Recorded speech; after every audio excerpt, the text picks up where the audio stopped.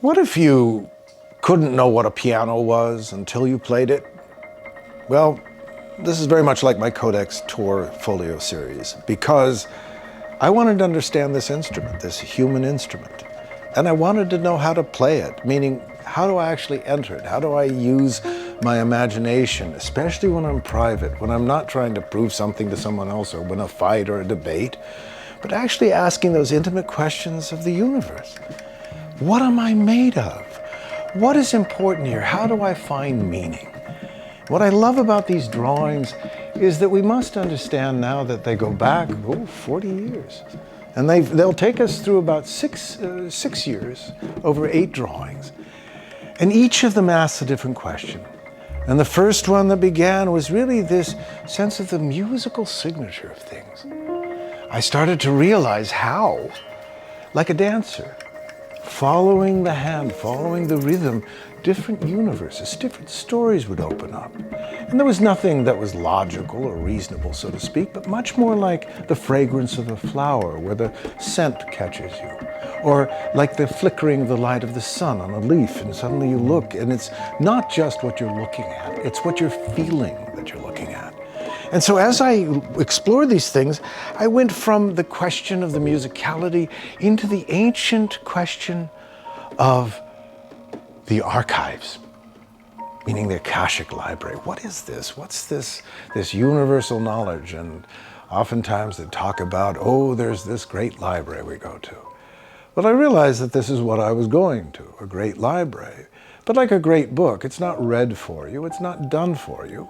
Once you access it, you begin to take different journeys. So even in the third, we'll see this relationship of how there's starting to be this question of form and shape and geometry.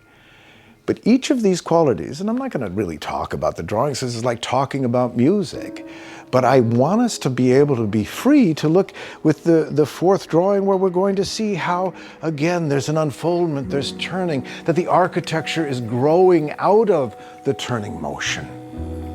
I mean, this allows it to be not simply a structure or a composition, but something alive where everything is integrated, everything is part of a greater pattern.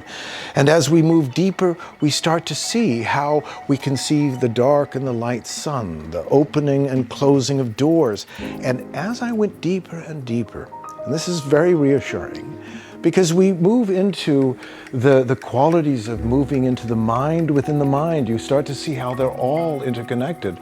The back of the head, so to speak, giving birth to these qualities. Whether you see them right now is not really important because they are complex images, but they're meant to be, meaning they're not meant to be one thing alone, but interconnections, that as the eye travels, it starts to gather.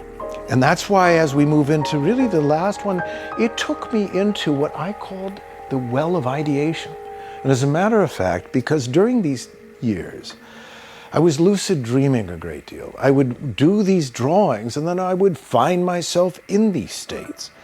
And in this state of cosmic ideation, as my last, really 2 images here are about, is I always wanted to know whether we run out of ideas, whether you just basically are a cup that's full of so much. And I think as creative beings, you wonder, is there a stop?